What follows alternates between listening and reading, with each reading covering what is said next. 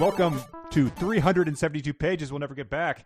I am Conor Listoka. This is the Bad Book Club podcast where we read books that we don't think we're going to like and occasionally are amused by and often find ourselves somewhat enjoying. Would that be an accurate way of putting this, Mike? I think I misstated it. We often are amused by them, sometimes end up liking them. Is that that's our catchphrase? That's all. Yeah, our catchphrase. Often are amused by them. Sometimes we like them.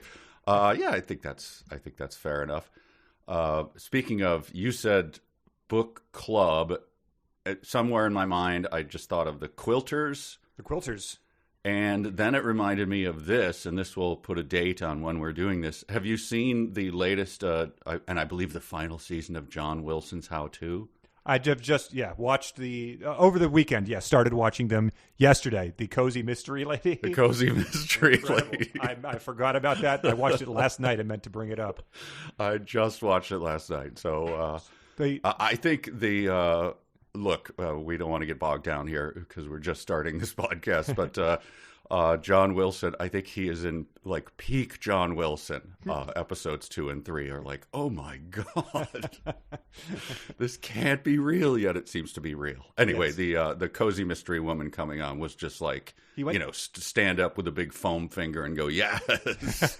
He went to a cat show. I forget why. I think just to see it. But then there was someone at the cat show who was he never used the term. I was hoping that was going to be the detour, but she obviously wrote Cozy Mysteries about a woman she sort of explained the premise. I was like, we know the premise here. The woman has a supernatural cat that helps her solve mysteries. Yeah. And then they had some relatively low effort puns on them, yes, I felt like. Exactly. And he ended up going back to her house and she took pictures of him without his shirt on. So. Yep. Oh, so strange. Anyway, yes, this is the podcast where we talk about bad books. And we're in the middle of, Dodie Smith? Is that her name? Dodie Smith, yes. Yes. The Starlight Barking, which is the sequel to 101 Dalmatians, which was a book before it was the beloved Disney movie. And as we've seen before, these sequels to beloved movies can often go off the rails. Not that the first book wasn't necessarily on the rails itself. We got a couple emails that filled us in with some of the details about the book version of 101 Dalmatians, which I think is worth covering here just because it provides some valuable context for some of the stuff we're about to hear in this episode. That's good because, this has come up before with like... not that this was a sequel, but Artemis and, his other books, people going like, I've looked back at this now. Yep. This made me think, so I'm glad. Okay, in light of recent evidence, yes. Yes. Well, that doesn't seem to be the case here. People say that the first book was pretty messed up, too. It doesn't, I don't think it gets as weird as this one, but here's an email from Steven. He runs down some bullet points here. He says, Cruella de Vil's hair is weird because she drank ink at school. And it says all her food is neon colored and tastes of pepper, so that provides some pretty valuable context. Oh yes, okay, Yep. Her ancestor is literally Satan. Oh wow! Okay, that opens up a new. There's more information about that in the second email. It says she openly tells the Dearly she loves murdering cats, and they don't mind when she says this. And it says Perdita, who isn't Pongo's wife here, got knocked up when she ran into the woods for a 5-minute, quote, marriage to a strange dog. So here's the excerpt about that. It says, it was love at first sight. Without even bothering to eat the chicken, he came bounding to her, and they were away into a wood together before anyone could stop them. Here they made swift arrangements for their marriage, promising to love each other always. Then the happy husband told his wife she must, of course, come and live with him and led her back to the common. But as they reached it, along came the farmer Perdita lived with in his rattling old car. He dragged her into it, and the picnic party bundled her husband into their car. Both dogs struggled and howled, but it was useless. The cars drove off in opposite directions. 9 weeks after her marriage, Perdita had 8 puppies. Wow. Okay. So yeah, it's very much a marriage in the sense of just a little hump fest in the woods. That's what it's her euphemism there. The second email is from Monica. It says, Cruella's original last name is DeVille. She made her husband take her name when they married. He's the yes, dear type.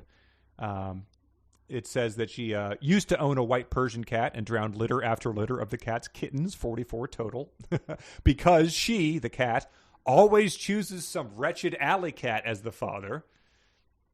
And then it says, it says, Dodie Smith got the idea for Cruella when a socialite friend at a party looked at one of her dogs and said it would make a nice coat. Holy cow. So if you are the devil, so she's an offspring of direct the devil? Descendant, it seems like. Direct descendant. And then she just marries some dude, I guess, right? He's not supernatural in any way. Yeah, no, it doesn't sound like it. Okay. This just seems to me like this is a downgrade. Yeah, marrying like you are, you fell like lightning from heaven. You were one of God's, angels, and you rebelled against him, and then you head to Earth and drowned kittens. I just seems like a big downgrade. Yeah, you should be fighting Michael the Archangel or something, in these battles, over galaxies and stuff like that. It just seems really downstream. It is. It's sort of one of those, heirs to the, Habsburg dynasty that's now DJing at Firefest or something. Or devolution. Yeah, it just is like, dude, we expected you to run the company, not to do the Firefest. To the credit, she does seem to lead an evil life, so she's upholding the family ideals. But but anyone can do that. There's nothing she's doing that someone else couldn't do. So it's like, where is all that power, going? I don't know. Anyway. Yeah, I agree. The final one gives some more information about the devil father, though. So this is from Matthew. He'd said, my apologies. This is going to be a long one, but as the owner of what is, to my knowledge, the world's only cad pig plush, he sent an attached photo. I feel compelled to offer up a lore dump regarding our glorious future Dalmatian overlord. He says that in the 1997 animated series, they picked up on the dictatorial aspects of Cadpig and turned her into a defining character flaw. In the series, Cadpig espouses a new age, peace and love, can't we all just get along message, but beneath her tranquil veneer, she is violent, manipulative, and obsessed with control. Take these lines from the episode Mall Pups. When faced with the prospect of meeting the American president's dog, Cadpig says, I could be his spiritual guru, offer my views on world peace, ways he can help the strays and impounded, take over his mind until he does my bidding and I take over the world. After the sound effect of an ominous thunderclap plays, she looks bashful and remarks, oopsie, I guess I got a little ahead of myself. And then it says, so this it looks like a very Disney Channel-esque, low-rent animated series, but they got the lore right. But then it says, the original 101 Dalmatians novel gives more information for many things that the Starlight barking only hints at, including Cruella's name and backstory. DeVille is actually her last name from birth. She forced her weak-willed husband to take her family name upon marriage. And in addition, the first book very much does imply that Cruella is at least partially a demon. Chapter 10 states that her family line began with a mysterious ancestor who gave Hell Hall its current name and apparently used the place to kidnap and brutally murder local children.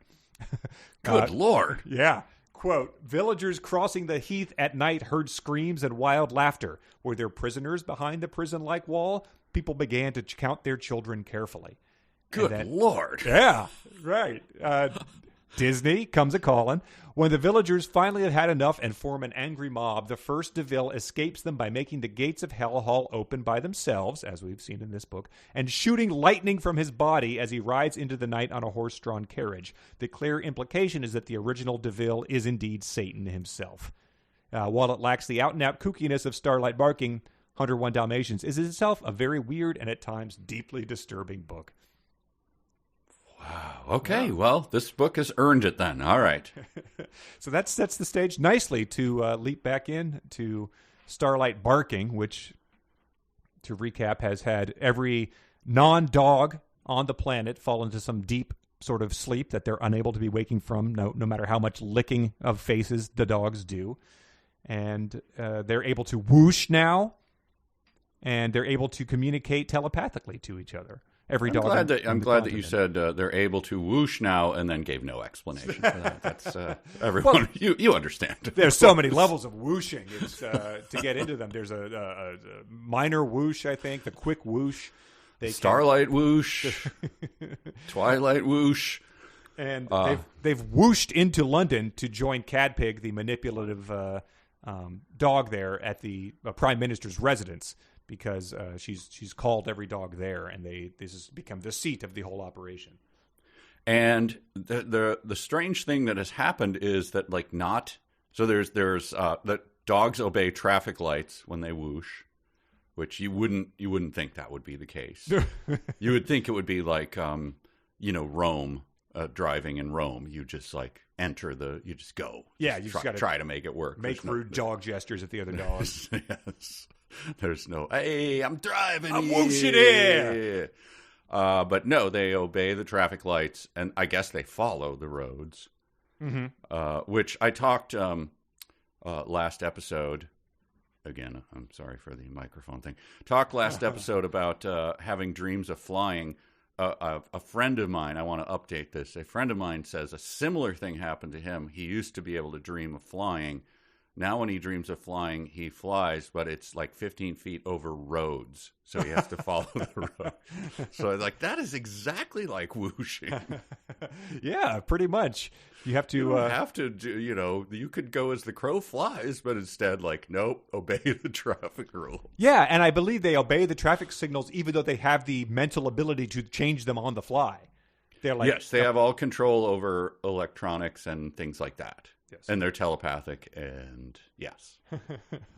So yeah, they fortunately, the dog's limited intellect, as most dogs do. So they're not able to grasp I could, reroute the course of the oceans and wipe out, a subcontinent somewhere. But I'm just going to use it to make the light turn green as I approach it. Which, you've ever sat in traffic, you've dreamed of doing that yourself. So yeah, and it's like that. It's a party game of. What if you went back, or what if all technology somehow just disappeared and you were the only one who could explain it to everyone else? Uh-huh. What would you be able to do? We had these things, they were called computers. How did they work? I don't know. I just turn it on. So that's what dogs are like. I have all this ability. I just don't. I got these paws. I don't know. I can't too much. I'm not an ambitious breed. Fortunately, I think right. for humanity. All right, so we're at Downing Street in this is chapters 5 through 8 that we're going to go through, correct? Chapter 5 is the cabinet meeting, and it says Cadpig was standing at the open door of number 10. So my first thought was okay, the first 4 chapters were a little weird, little dabbled into some, uncomfortable territory at times, but I'm sure that's going to be straightened out, and we'll get a straightforward book for the rest of this time. It says, as a pup, she had been unusually small, and she was still on the small side for a full-grown Dalmatian. But apart from that, she was almost a perfect specimen of the breed. So nope, right into it again. My first note as well has the 6-letter name of the person who I'm sure will be coming up, but that's the party that didn't win the last election, Cadpig explained to her mother. But of course, we're all on the same side now. Everyone should be on the same side. Always, said Mrs. Think how much time it would save. But I've heard there's a catch in it, said Cadpig. You see, sometimes everyone gets on the wrong side. Yeah. I'm sorry to have to rate Hitler. Okay. Yes. Yeah. Anything in recent history, Dodie Smith, that makes you think about this in a less simplistic term? I don't know. Holy cow. Yeah. Doing the the room speech. If everyone loved one another, things would be so much easier. To Hitler is a little bit of a hard sell, I think. And speaking of politicians, there was a weird line that was she was presenting the foreign secretary, a plump, jovial boxer. He reminded Mrs. of someone but couldn't think who it was. And I guess they resolved that rather quickly about who it reminds her of. But I wasn't sure if that was another political joke of the era, of which we get a few more in this. Yeah, that one kind of comes up, but I think it still is a sideswipe on someone real. I think I don't know. The listener named Amanda wrote in and said she looked it up, and the foreign secretary then was a guy named George Brown, who was a notorious drinker. And there's a funny story about him going up to at a reception in South America. He approached someone and asked someone to dance, and they said, "I will not dance with you for 3 reasons. The first is that you were drunk. The second is that the band is not playing a waltz, but the Peruvian national anthem. And the final reason is that I am the Cardinal Archbishop of Lima." So that's possibly who this boxer reminded her of. Okay. Yeah. And I'm sure there are references to Churchill in here. And so yes. I mean, yes. This, though, I don't know who I think she's just taking on the police here. "I can't feel that policemen should be allowed indoors," said Mrs. "Anyway, he makes the hall look untidy." So I don't know. Is that just supposed to be a haha? We all hate the bobbies. Yeah. I mean, what's all this then? I mean, yeah, she hates them, but she's also, Cadpig has very quickly, won them over and realized it would be important to have the police on her side to suppress any sort of rebellion being fomented or anything. So I think it's you love them but want to keep them, you hate them but want to keep them at arm's reach, I guess. Keep your enemies close. Exactly. Yes. And so her secret police force, but yeah, just yeah, who are German shepherds, I believe. I guess those are probably the actual police dogs, but it does stack up. That would have been I mean, I know people who still, I mean, now it's becoming rarer and rarer, who just German shepherd.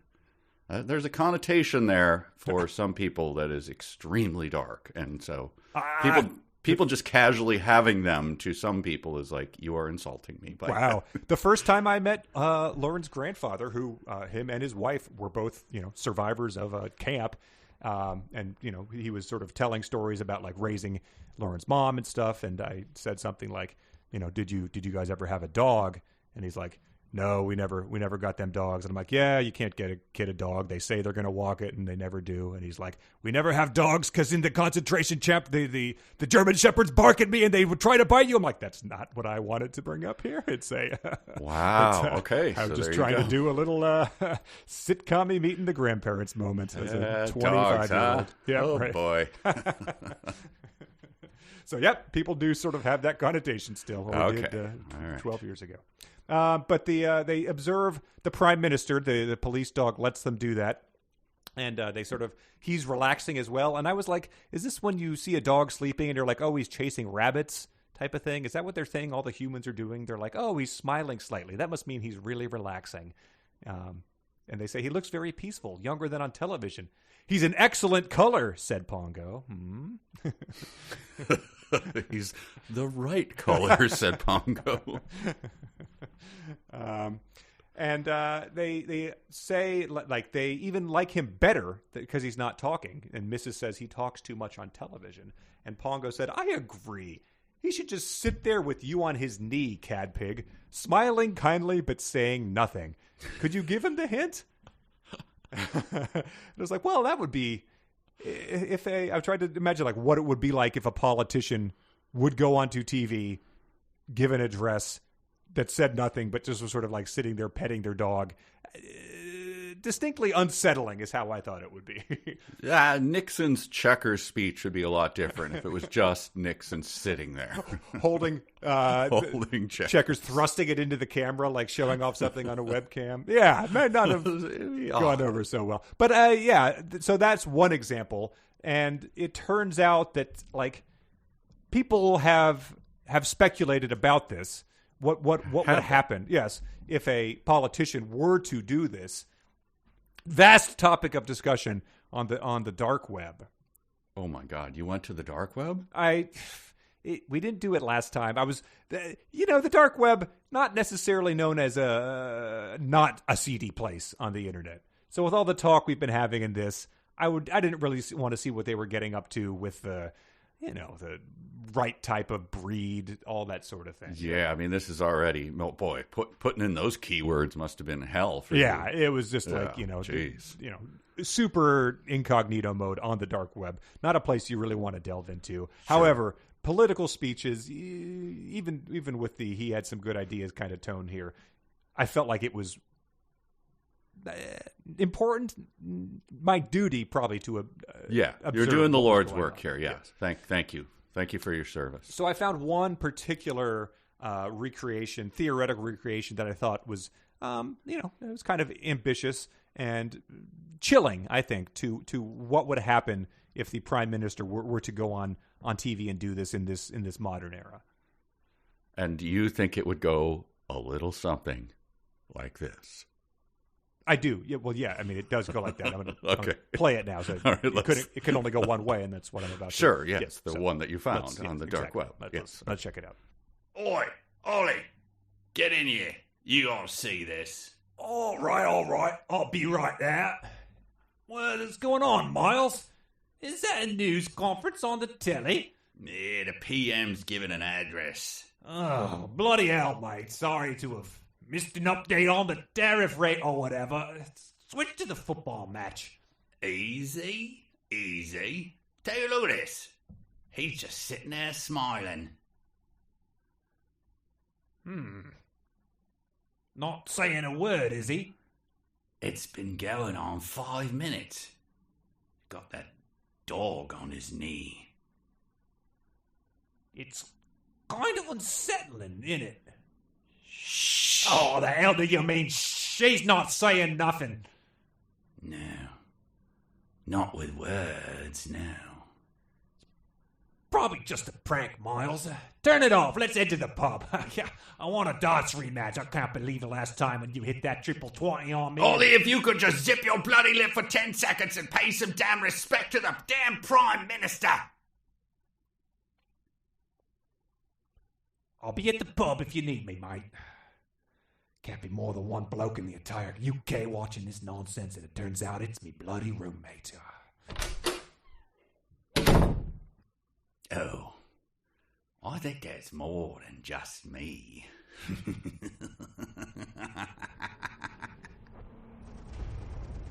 It's been nearly 24 hours since the Prime Minister's infamous silent address, and escalating chaos continues to envelop the United Kingdom. If you look to my left, you'll see Parliament, well, what remains of Parliament, as it continues to burn. The silence was the message! The silence was the message! The silence was the message! There seems to be a temporary lull in the fighting between the warring factions of doomsday cults that have sprung up in the wake of the bizarre press conference. The minister has already boarded the UFO. Only his most favored will be invited to board next. Remain silent if you wish to board. I am accepted from the silence policy. Prime Minister could not be reached for comment by phone, or perhaps he was commenting, just not in a way that any sane person could interpret. When will the next PM drop happen? The acolytes await his silent wisdom. I will be conducting a mass wedding on the banks of the Thames in 15 minutes. I'm here with one of the more vocal leaders here in the burning streets of London. Sir, what is your name? In the BSE, before Silent Era, it was Miles. But thou can now call me Father Tingo. Father Tingo, you've painted your face black and white, I see. Yes, that was Edict 47 from the Prime Minister to mimic the appearance of his beloved dog, Cat Pig. Well, that seems relatively harmless. Yes. Edict 46 was the extermination of every Brit whose name starts with R. Well, that one less so. Disbelievers must be annihilated. It is the sacred silent word of the PM and his dog! Father Tingo, you've seized control of this quadrant of London remarkably fast. To what do you credit the rapid success of your cult? We're true believers. We know what the Prime Minister meant by his silent gaze, and we're committed to die and kill for it. Also, we've got a great bench guy selling t-shirts and stickers, really helping us get a leg up from a cash flow perspective. I'll take one of those stickers. You can't be too safe. For what remains of the BBC, I'm Tad Roundabout.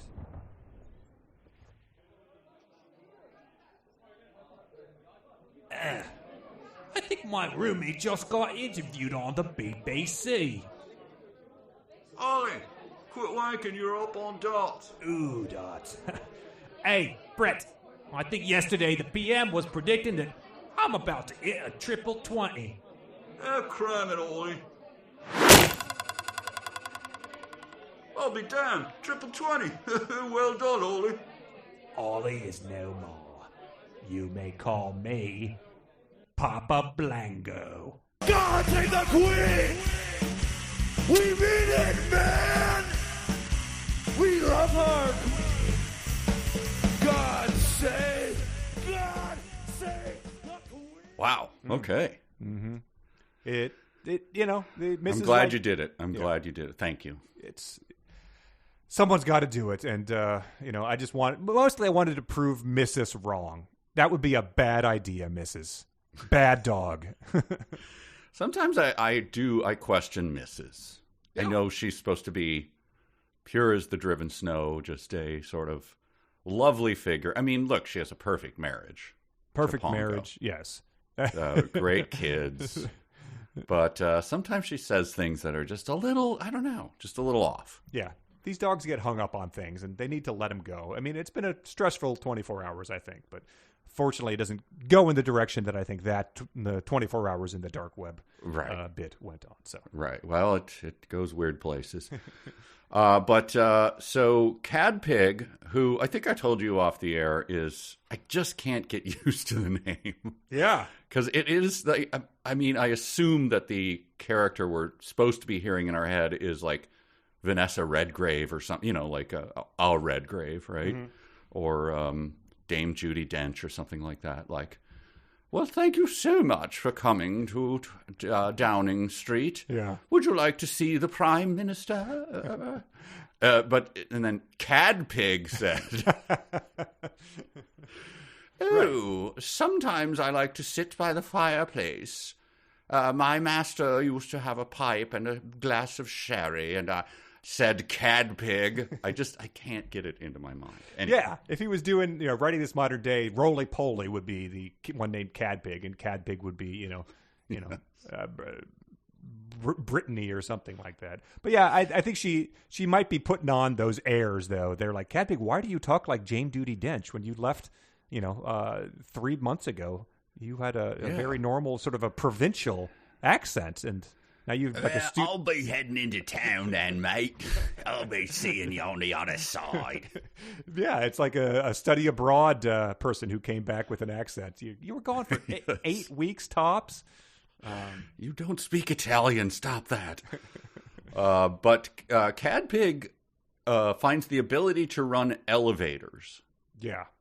So here it is. Oh, it's the lift's perfectly safe, said Cadpig. I know which buttons to press, though today I'm working it by my thoughts. And, this was the 60s, right, when she wrote this? Yes. Still a lot of elevator operators who I bet were going like, oh, really? Oh, okay. So now dogs can just run these things with their mind. And so, all right, and just like taking their little square hats off and throwing them on the ground and stomping on them and ripping their lapels and their little epaulets off. Fine. You think I'm just a dog? I've never heard anything about the dark days that affected that union. They must have had some sort of, oh, what are you going to do? Like let Joe Schmo here be the guy that presses the button? You're going to let that guy who can't even park his car right be the guy that presses floor 7? Huh, good luck with that. Some guy who just walked in the building is like, why am I the guy? It's like gas pumping, right? Right, People, yeah. Suddenly one day just like, really? You're just going to hand a spray hose of gas to that person? Okay. But yeah, they do operate the lifts telepathically, and they also thank when they get out of this, because Mrs. was very nervous. The lift reached the hall and opened the doors. Mrs., having hurried out, remembered to thank them. So she's thanking the lift. She thought it wise to keep on their right side. So they still have this uneasy sort of tension about what's going on here, because they never know when these machines that they depend on could be turning on them. That is either that's meant to be sort of a slam on the pets, or it's sort of a Twilight Zone-y, like, when is this going to go? When are the elevators just going to go like, hey, you know what? This works on us too. We're sentient now as well. Right. And it's a war between you between the elevators and cars and traffic lights and you dogs. The elevators learn how to gentle whoosh, and it's all Yes. downhill from there. They Yeah, shoot out of the top of the building and go great glass elevator on us. Right. Hey, we've got 4 more chapters, and I'm not writing anything off at this point in time. You think the elevators go Willy Wonka on us, huh? Start flying around. Yes, they can go All right. sideways, diagonal. That's the All right. they act here. They crush the Dalmatians under the weight of the elevators. Hopefully, at least a lot of cats are killed in the process to make the devil Cruella has her way, to make the evidently. devil happy. Anyway, They go back and see that there's all these dogs here, and then the plump boxer comes back up to them again, and he says, "If it's all right by you, Cadpig, can I make one of your brothers my private secretary? He's a splendid fellow." And it turns out, my note was like, "Oh, this is funny. It's going to be like the Billy Carter of dogs."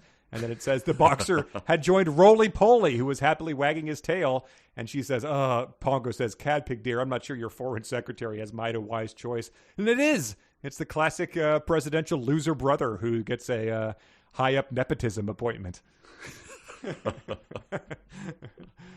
by the way, do you still have? Did you buy Billy Beer? I bought Billy Beer. It came from eBay, just, pretty much tossed in a cardboard box. So rusted, corroded, cans leaking everywhere. It was not worth keeping around. Okay, but they were the full cans, right? Is that the dividing line? That was the full cans, yeah. And it was, not super expensive. I think that was one of those things everyone kept being like, well, this will be valuable. And it's like, nope, everyone kept those. And they haven't been brought back as a, ironic, brew by a brewery these days. That seems odd that they wouldn't just contract brew Billy Beer. Yeah. Just put anything into and wrap it in a Billy Beer can. You're going to push a number of units, right? Yeah, absolutely. I mean, the packaging is iconic. The name is iconic.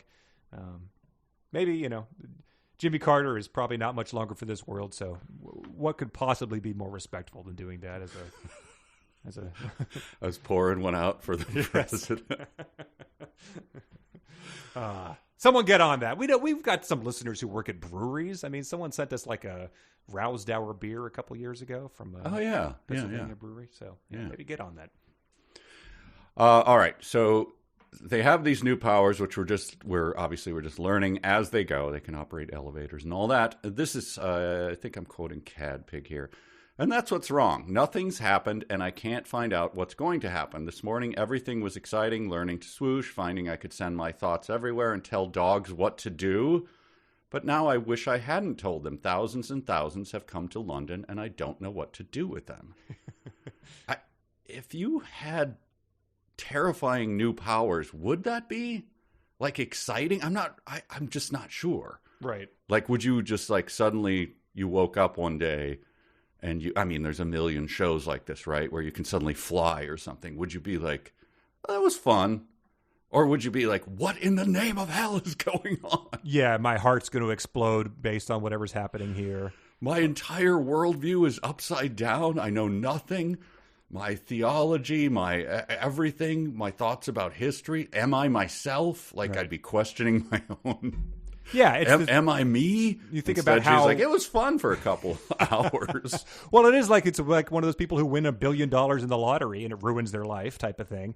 But in probably a real and immediate sense, it's the same way that you would people. We've seen people encounter aliens in the movies all the time, but that probably wouldn't go well if that actually happened on Earth. That would upend a lot of things we take for given. And I think that it might resemble that dark web sketch. Within 24 hours, you might have things burning in the streets.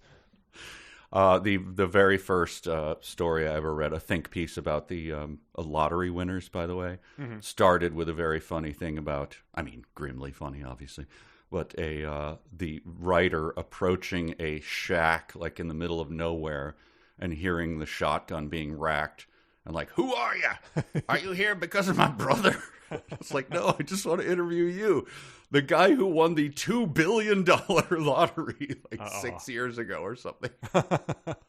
Was like, you're not here on my brother, because I'll shoot you where you stand. So it was his money or he was the brother?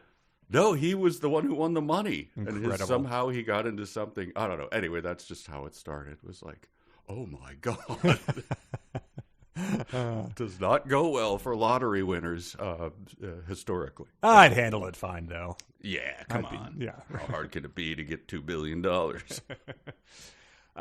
The two fat dogs, the boxer and roly-poly, leave on some sort of mission that is, I believe, unresolved by the end of this section. So they keep wondering what's going on here. And so they're off doing something either important or comedic that will not be resolved by the end of this section. Oh, Mrs. yes, keeps worrying about it. Yeah, later when I saw that they were gone, I was like, wait, what? Oh, that's right. They did something. Okay. Yeah. And Cadpig has organized a cabinet meeting and introduces her parents, flank her at the table. So she's, the nepotism is also happening here. But I guess they're well regarded in the dog community. But it's, once the prime minister's, dog has already seized control, she's appointing her parents as trusted advisors. Other dogs have to be a little uneasy about this, but everyone sort of, there isn't any rebellion, I don't think. Not an open rebellion, but yes, I would be, I assume some of them are wearing collars. I'd be tugging at my collar, like, just appointed her parents as her close. Oh, okay, all right, okay. Let's see where this goes. I also thought, she started off her, inaugural address to her cabinet as this. She said, I feel sure that all the dogs at this table are well treated, and though I don't say any of you are fat, you are quite well covered. So...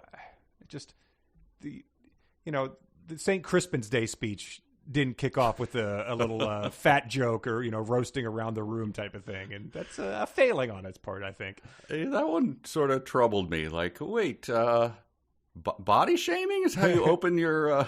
This is the new administration. Or is it supposed to just be like a Rickles kind of just, get them laughing to start and then move on with the eugenics? I don't know.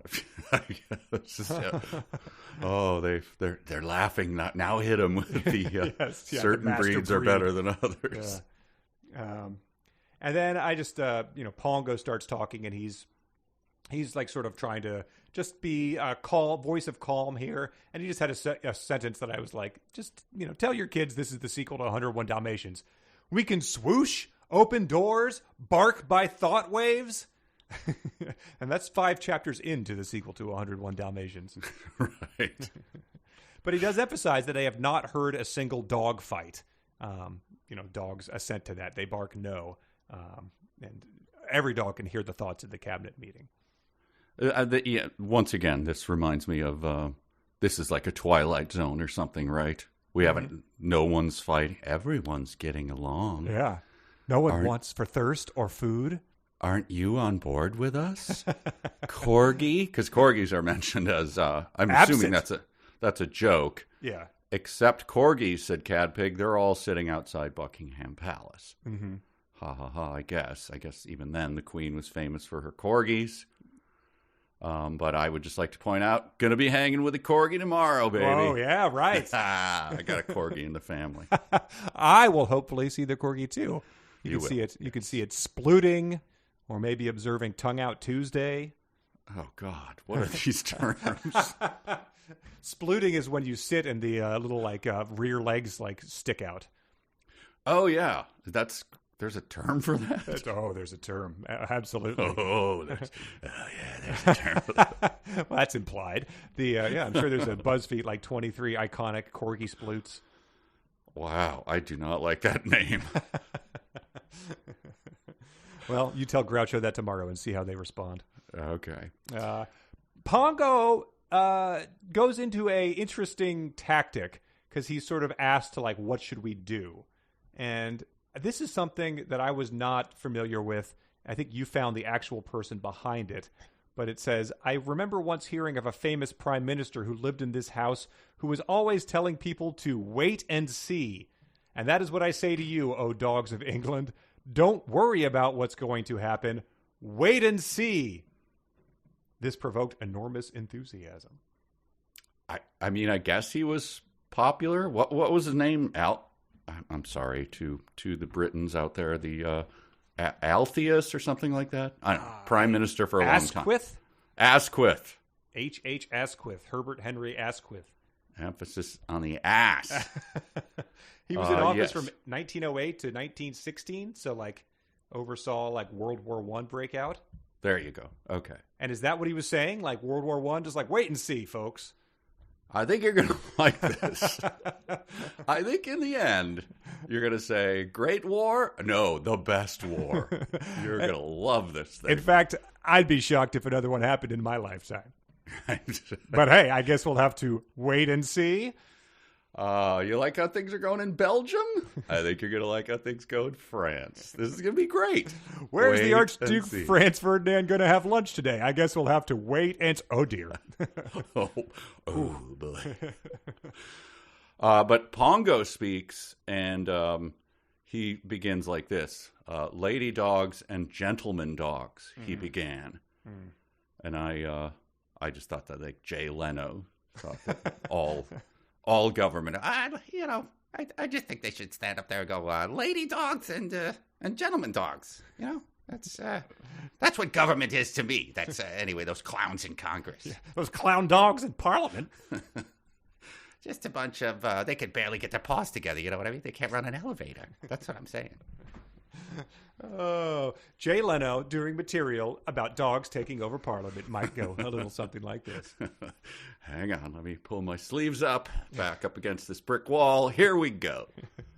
There's been like, I feel like if this was written, by a cozy mystery author, the stuff like that would be coming a lot faster and more furious. The dog puns and wordplay like that. So yeah, I guess if you think alternate universe version of this book. There's admirable restraint by the author to not do that. Yeah, absolutely. Yeah. So yeah, sometimes when you come across a pun or something stupid and you roll your eyes, you're like, wait a minute, this could be a lot worse. Well, the dogs embrace the message of wait and see. They start like chanting it, right? They start chanting it by thought. So that's very interesting. And then Pongo barks, but let us wait and see quietly. And the cheering died down. Yes. And then he goes on to think, he was thankful he could now hear himself, but he was also worried how obedient the dogs were. And they were obedient to him. What a responsibility. I had that note and just said, well, that's what a growing dictator does think. Yeah, maybe I should have given it a more a better message, like go put on an addition to my doghouse back in Hell Hall. That's what everyone should be doing. That's what my message is. All right, enough wait and see. Do manual labor for Pongo. Do manual labor for Pongo. It's not catching on the same way. Damn. Less enthusiastic chanting that one.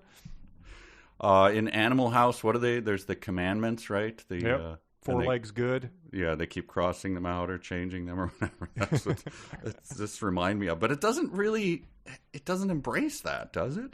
We're supposed to like Cad Pig? But General Cad Pig. I mean, the Emperor Cad Pig. I don't think that we're like putting in, we're implying a bit of this, but in light of what you'd be reading it as in, 1960 something when they're, still wrapping up some of these Nuremberg trials and stuff, you'd probably have this be. I don't think it would be something you forget that quickly. I hope not. I'll always remember.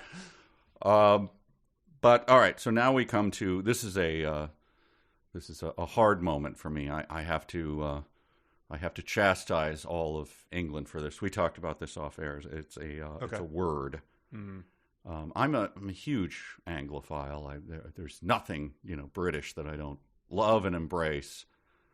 But there's a slang word used in here. It's only used once in the entire book. Yeah.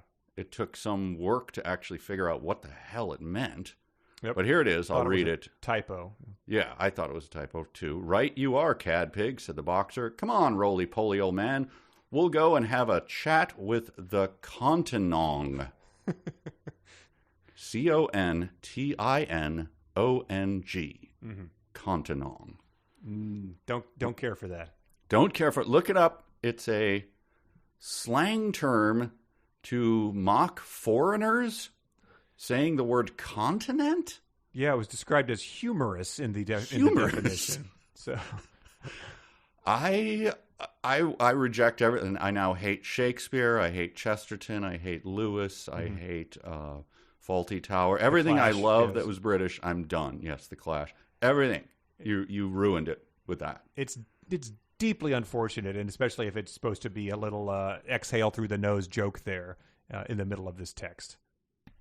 And But can you even? I'm trying to form the word in my mind as a way a foreigner might sound to a British person. Yeah, and I can't. I can't even get close to it. I assumed it was a foreign American person, since that's what they're talking about, right? Or are they talking about Europe? Oh no, I guess I don't know.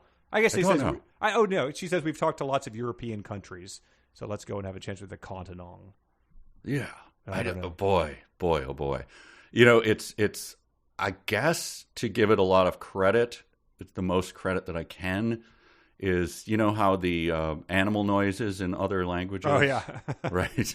The cat says poo poo poo poo. You know, whatever. Or even laughing what? in Spanish is ja ja ja ja ja. Okay. So I guess I'll give it that, but it's the same language. We're speaking English. True, yes. So I don't even understand it. Well, it's like if gotta I go to Japan and a cat goes blong blong, I'm like, all right, whatever. I don't know. I mean, that might still give you pause, but yeah, Sure. I think it's like Yanny and Laurel. You know, you just maybe if you just someone says you hear that, that's how you start to hear it. If that's how they're pronouncing that. I guess. Well, there's a lot to make fun of in the American accent, so I'm not excusing ourselves. I'm just saying I just don't get it. Yeah, and anything designated as humorous is probably not going to be slapping your knee at the oh, they hit him with the Continent. That we do sound like that. Oh, they got us. Oh man, you got They me. got us. Do the way we dance next. But yeah, so that ends with them being Pongo and Mrs. being summoned because a sheepdog is calling from the country with astounding news. Oh, this is after the two dogs galumph away. Oh boy, that came right after Continent. So anyway, I'm just throwing that out there. Galumphed. Yeah, those are the two chubby dogs who are, I guess, now they've gone off on whatever their quest is.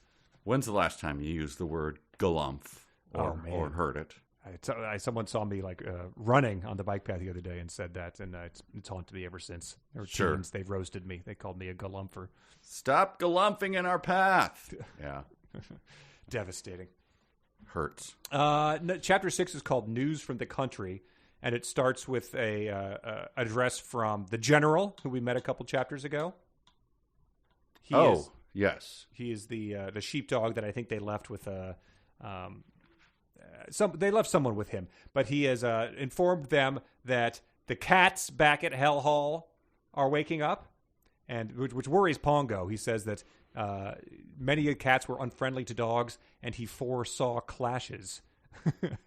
So I thought that might be an instance where they knew they had to strike first, kill them while they sleep, but unfortunately it doesn't develop in that way. But one death is a tragedy. 1 million deaths is a statistic. They're already to that. But turns out it's just the ones at Hell Hall. And not only is it the cats who are waking up, but young Tommy is waking up. He says, Tommy, then the emergency's over. All the humans will be waking. Oh, no, they won't, said the general, which sounded menacing, but it turns out not to be menacing. It's just that Tommy has a loophole that explains why he can wake up and not other people. I have this written down here. Can I read it here's the voice that I heard it in. Sure. It's like, I can't do a bong sound, but just pretend that I just took a giant hit. No, it came to me in a flash. Well, actually, it came to Mrs. Willow first, but I wasn't far behind.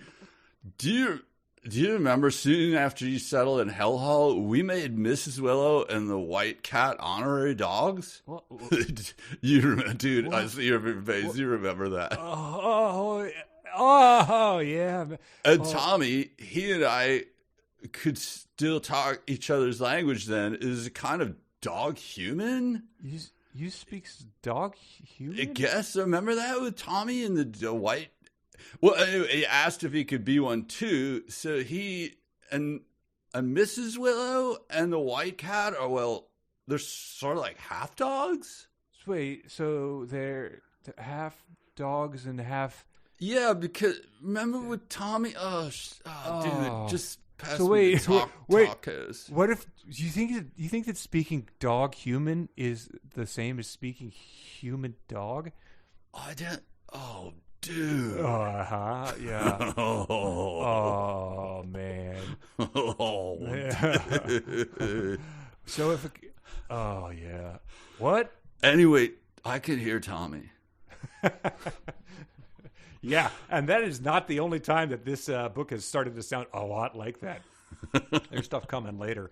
So yeah, essentially they say that they deemed these cats honorary dogs and Tommy an honorary dog, and so by this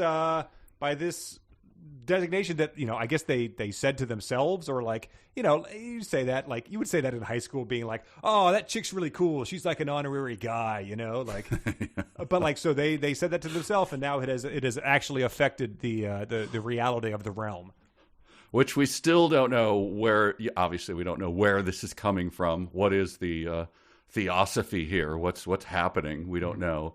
So but in this universe somehow, because they once called him an honorary dog, Tommy is a dog human, kind of dog human. Yeah, so he's a dog boy. He's growing fur on his face and being exhibited in a traveling circus type of thing. I guess it's a Disney movie. Oh boy. I wrote it down later because this stuff kept happening, but it's essentially they play by Calvin Ball rules, where like you just make up the rules on the spot. They become whatever nonsense you say becomes official just by thinking it, essentially.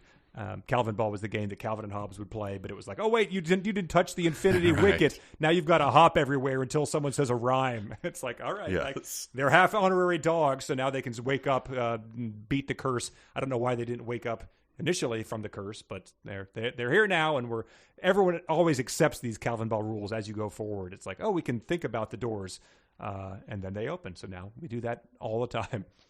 Yeah, I guess it's maybe he didn't wake up because he's only a half dog. It took half the time. But if you declare someone an honorary dog, they're not. I don't know. Could you retroactively do it? Canonizing someone after their death. They couldn't declare the Dearleys half dogs right now and have them wake up and have them help them. And also, doesn't this brings up an old joke, right? If you declare me a dog, can I lick my own 70s comic? Yeah, Tommy gets right to it.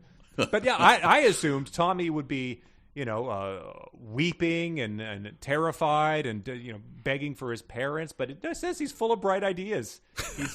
He's really He's excited ready to go. join you. Yeah, he's got the run of the place. Can watch TV whenever he wants. Wakes up, does a couple of does the TV stretch and every human's asleep except me because I'm an honorary dog and we can whoosh now. Yeah, sounds good. Let's get going. Cut to him bouncing on the bed, eating ice cream out of the container. Any questions? I made my family disappear. Yes. And so, yeah, they essentially say that he's going to drive out a tractor to London, which reminded me of the David Lynch movie, The Straight Story. Oh, I love that movie. Great movie. But they say that he actually can't, you can't do that because it's a tractor. It would take forever. It's a week, they say, I think, to reach London from there. But they've juiced it up, and the tractor's never moved so fast in his life because they've worked out a whooshing technique to help whoosh the tractor into London. Yeah. The question, of course, that comes to mind is, why did you need the tractor? Right. I mean, a wagon, a piece of plywood, I don't know. It just seems, I don't know, is whooshing more difficult with heavier objects? But this is all metaphysical, so it's all just, like how many angels on the head of a pin kind of stuff, right? Right. And they essentially what they do is they push the tractor by whooshing. So I don't know if you could just, you couldn't have him riding on the dogs. You'd think might be able to make some half-measured whooshing, too, as a half-dog. Yeah, he should be able to half whoosh. Yeah. To whoosh, you've got to think like a dog. Yeah, lift your front tire there, Tommy. I'm not going to whoosh it for you. But they really, the author, that is, leans into the terms. It's become a hover tractor, said Mrs. How very metaphysical. Like, yeah. Oh, stop it. Just stop. Easy now. Yes. So yeah, there were hovercraft though. Like in this, that was something that existed in this time. I don't know. It also made me think of, like tractor beams and stuff. So a hover tractor, I don't know. Yeah, that might be coming up later too. Yeah. I like, where they have that realization that the tractor shows up after they go to the zoo, and they were sort of like upset about whether like the other animals are going to be up. Mrs. was super nervous about the wolves being there, but she was relieved to say that they were not awake, because half dogs they might be, but they were not honorary half dogs. So perhaps that made all the difference. So just another Calvin ball parsing of the whole of the rules that she's laying out as she makes them up as she goes. But who's designating the term? Because they designated it on Tommy, right? Yeah. So he's a half dog. He's a teen wolf. No, teen wolf would be only 1/4. No, he wouldn't even be. No. Couldn't play basketball if you were a teen wolf. That's what I mean. Like, who's designating them? Oh, they're not. We have not said. But if they said, wolves are half dogs. Like if one dog goes rogue and goes, "Hey, you're an honorary dog," and then all the wolves would be like, "Whoa!" and they wake up and right? It seems like if there was an evil dog like Scar in the Lion King, he could recruit them to his side pretty quickly. Sure. This Panzer tank is a half dog too. Now I control that. It is sentient. And it's aimed right at Cad Pig. There's a good picture of them at the zoo. One of the dogs, it appears to be, I'm not sure which one it is. There's one sort of like loose cannon dog. I forget what it is, but he's doing another salute in the picture, it appears. And yes. Not for the last time will we see that driven. He's in the penguin. The penguin enclosure. Yeah. Penguins they are sleeping. Okay. Yeah. And the other thing is that there's one of the cats has sent a message to Mrs. that she wants to meet them somewhere in town, and Mrs. has a vague fear about where she wants to meet them, but she keeps this to herself. It turns out, of course, that's going to be meeting at Cruella de Vil's house. Right. They try to go back to their old apartment they lived in, like they're going back to the place you lived in college to check it out, but it won't let them in and they determine the doors won't open because we don't need to go in. So again, they intuit this thing that turns out to be correctly right off the bat. It's like an area in a video game being locked if it's not the time to access it now. Right. Yeah. You have to get the code first or something. Yes. There's a lot going on here. Then, so the tabby cat says, then she must be stopped. I missed Cruella, I think. I don't like the world without humans. We must get into her house and, frighten her, said the white cat. And she meant much more than she said. Yeah. What is going on there? I mean, the word frighten her is italicized there. So meaning like stab her through the heart, but she is the devil. So how do you kill the devil? That's a good question. I don't know if they have stakes or, you have to, cut the head off and bury it type of thing. Right. But they say that Mrs. says, I guess you'd suspect her, and so do I. I'm sure she's causing this mysterious sleeping. So that's quite a leap. Like, I don't think anyone had speculated that before. It is quite a leap, especially since you're dogs who've lived in one location. So, like when all you have is a hammer, everything looks like a nail kind of a thing. Right. Let's see. Who could be responsible for this? Let's see. I know 6 humans. One of them's Cruella. One of them tried to skin my babies. So it's her. But then causing an apocalypse. In the other side of that coin, it's like, we need someone to defeat the devil. Like, I bet that guy who runs a coffee shop that I stop in and he comes out and gives me a treat, that must be God. Right. So let's go recruit him. Like, he's the nicest, kindest, gentlest guy I know. So he's clearly the guy behind it all. It's Plato's cave for dogs. They, we see the shadows. Those are real things. But yeah, Mrs. says she intuits that she meant much more. She said Mrs. had always thought it was wrong for any dog or cat to hurt a human, but she was highly in favor of frightening Cruella. So that's Mrs. knew what she meant. That she thought it was wrong to hurt someone, but but frightening. And she meant a lot more. The dog that I thought it was before was the Staffordshire. Yes, the Staffordshire. Is that how you pronounce that? I'm not like sure. Worcestershire? I've never heard of this breed of dog.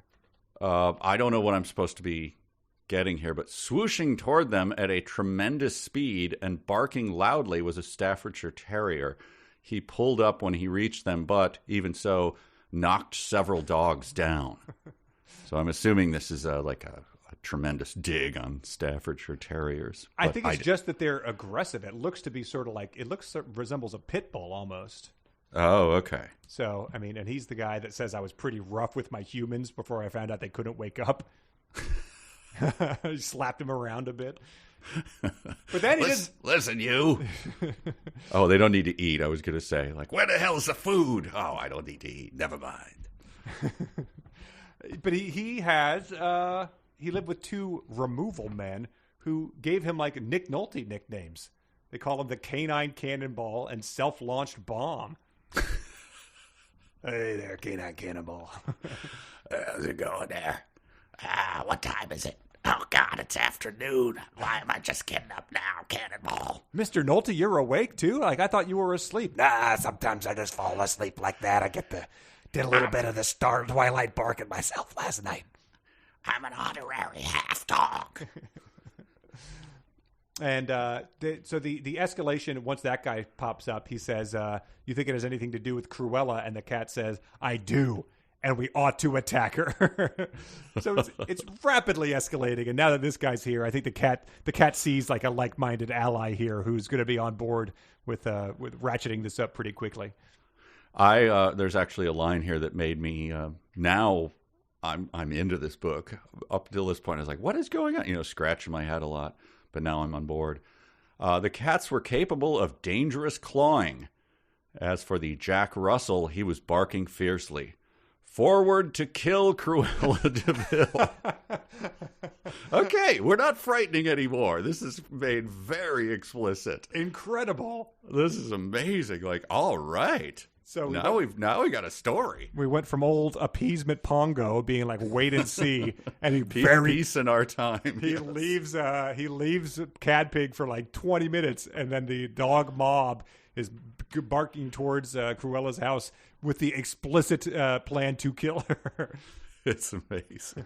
And they have a boy, Tommy's with her, and I guess they can sort of read his thoughts, so he's just like, all right, my parents are asleep, I just got whooshed into London on a tractor, and we're going to go kill someone. All right, this is going to be my What I Did on Summer Vacation essay. Tommy, what's your deal? Well, I'm Anglican. How are they on killing a sleeping person? I don't know. It seems good. Everyone's asleep. This is like the Purge, baby. Different rules. Yeah, the dogs made me do it. It's going to be like a Son of Sam style defense. Oh, yes. Wow, yeah. Oh, I forgot about that connection. Yeah, because they're not going to be like, Tommy, here's the problem. We can't hold a knife. Our paws are not opposable, and so you're going to need to do this. But it's fine. Cadpig said it was okay. Tommy, we need you to go to the Tate LaBianca house and... Well, you don't want to have your honorary half dog status revoked, do you, Tommy? That would mean you go right back to sleep, and who knows for how long. Oh, God. Oh, it is dark. I'm sorry. It's a dark. Yeah. I mean, they say we're going to kill Cruella DeVille. Yeah, it's good. And then, so this makes a bit more sense now. They get to the house and look in the window, and it says I can see the giant pepper grinder she always used at meals.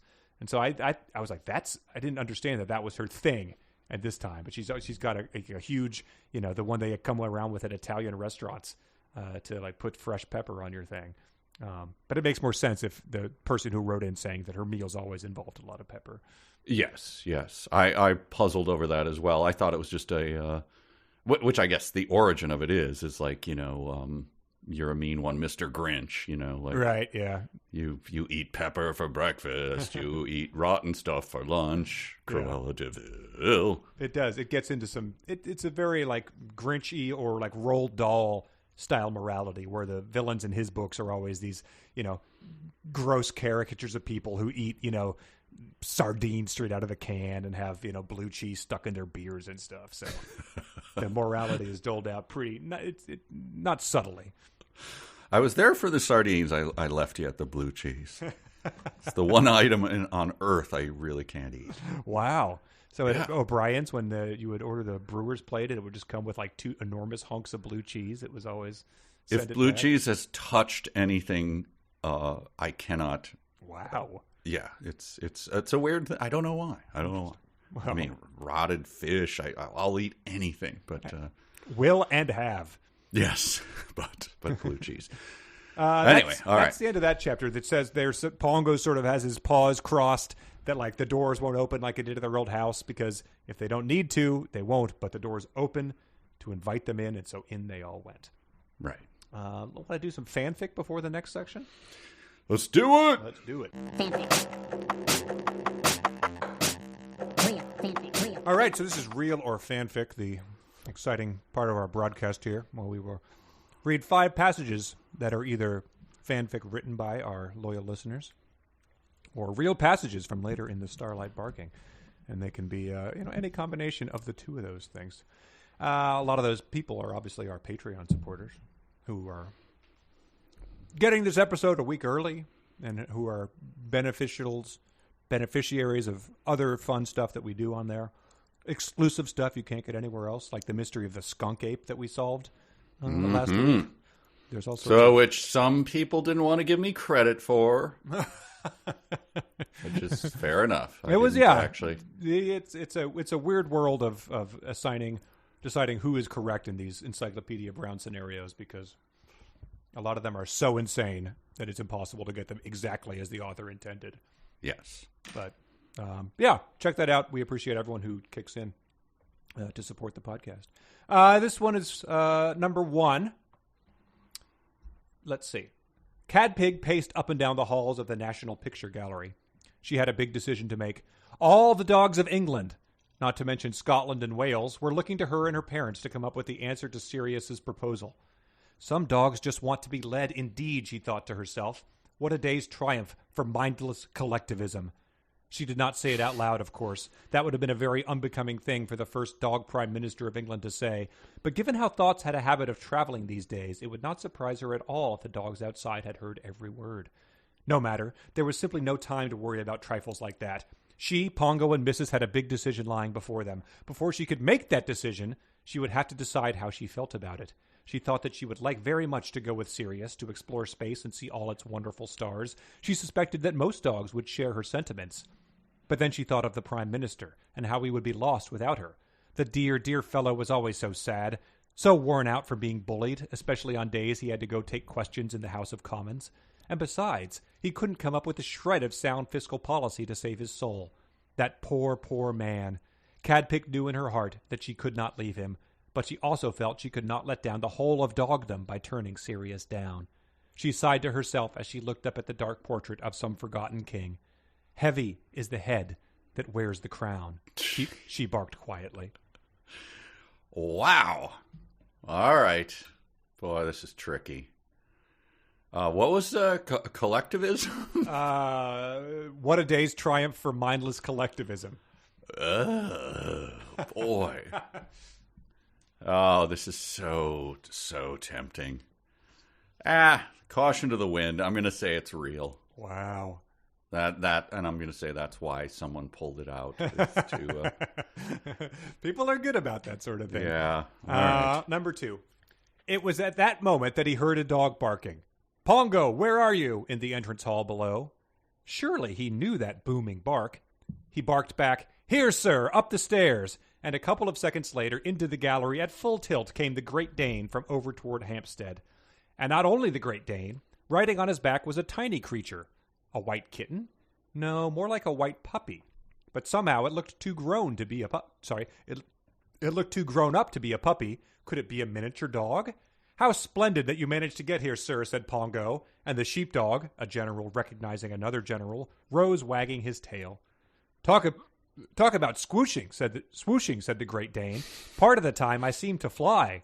That's the high swoosh, said Mrs. I discovered it.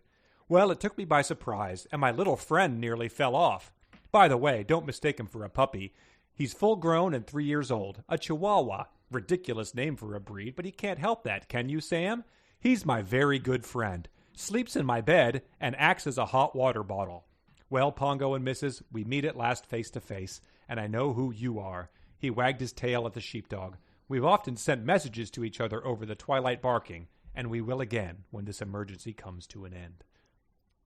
Oh, man. These are devious. Because that seems like it could be real as well. But I don't know. Did you say it's Chihuahua, right? Chihuahua, the Sam. Yeah. Seems like someone's trying to tempt us. Oh, Beverly Hills, Chihuahua. I'll say fanfic. Okay. Sounded reserved. Number 3. Pongo understood all right. Long ago, he had heard Mr. Dearly say something about some saint who had been all things to all men. Well, Sirius was all things to all dogs. Or, to be precise, he was all dogs to all dogs. Was that a good thing to be? Pongo supposed it must be, if it was something a saint had been. And it certainly proved how wonderful Sirius was. The vision of dogs was fading now, and the star was back in all its dazzling brilliance, and from it came the voice of Sirius, sounding very gentle and very coaxing. Well, now you have seen why I understand you all so well, and you can remember the bliss I gave you. Wouldn't you like to feel that bliss again? Oh, yes, please, barked many dogs. But some of you aren't sure, said Sirius. Mrs. said, I'm quite sure I'd like to have some more nice bliss, but not if it would mean coming with you. I couldn't bear to leave Mr. and Mrs. Dearly. A little bit of... I like your voice, by the way. Thank you. Serious. Blissful dog star. Little Jim Jones mixed in there, maybe. I don't know. This is so hard. All right. I don't know. I'll say fanfic. Okay. Let's see. Number 4. Cruella, gasped Mrs. No, sweet pup, she said, emerging from the shadows. She spoke in Cruella's voice, and the Prime Minister's, and Mr. Dealey's, and Mrs. Dealey's, and the voices of countless other people they had known or heard. Not the one you call Cruella, at least, not entirely. As Cruella crept into the light, they saw she had one eye completely white and one eye completely black, opposite to her hair. What do you want from us? Pongo growled. The Cruella being hissed, Hush! And Pongo quieted immediately, against his own will. This vessel, she purred, so easy to enter those devoid of souls. Are you here to kill us?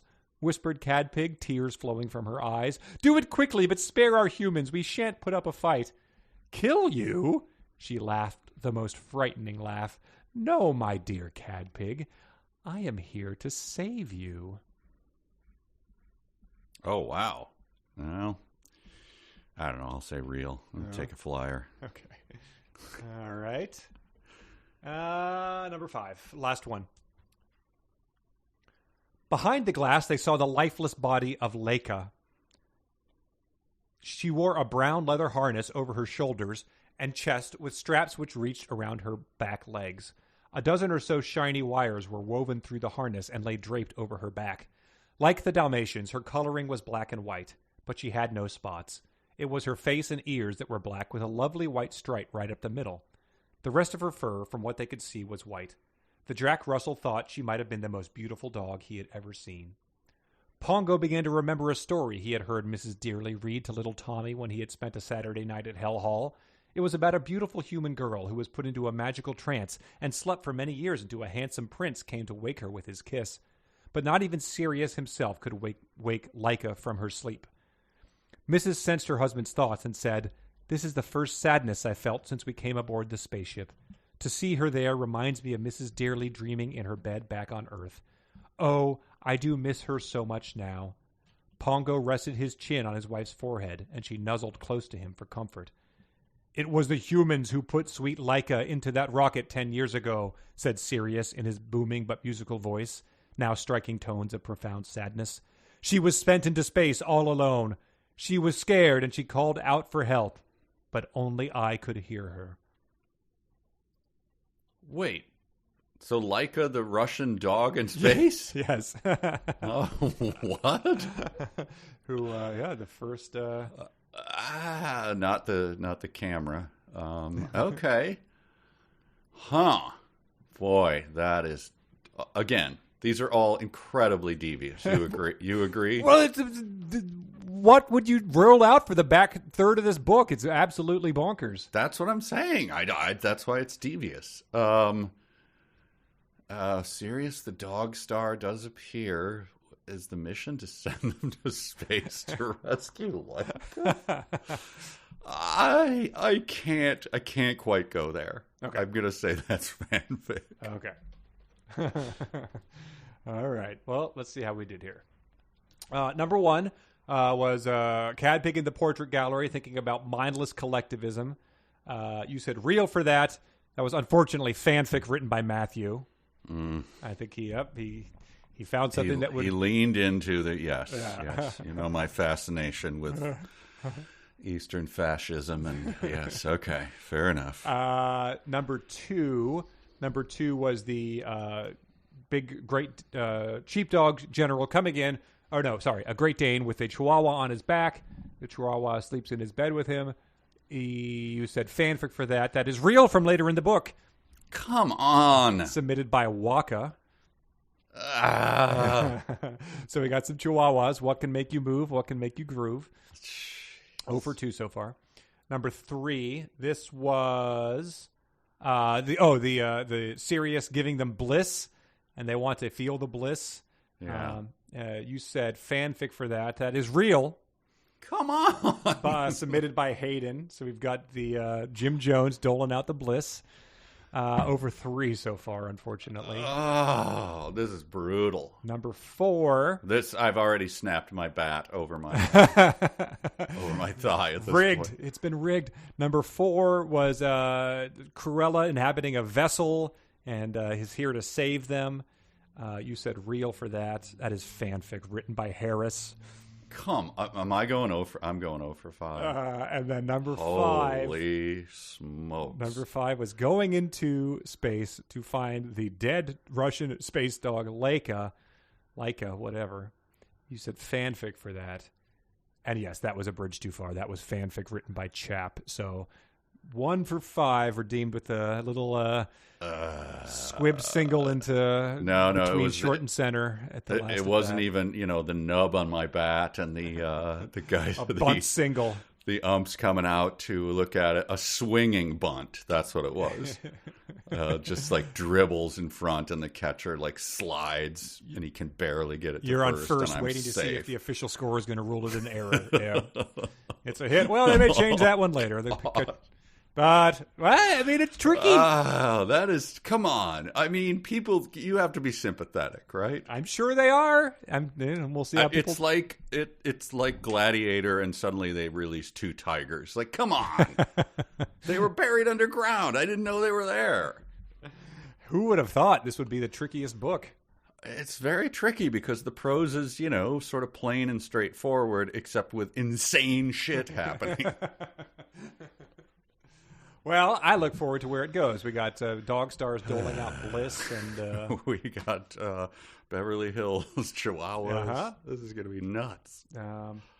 Anyway, let's move on to Chapter 7, which has more nut stuff that, has to pay off, because this is when they go into Cruella's house. Oh, this is bananas. Yeah. This is good. This is good.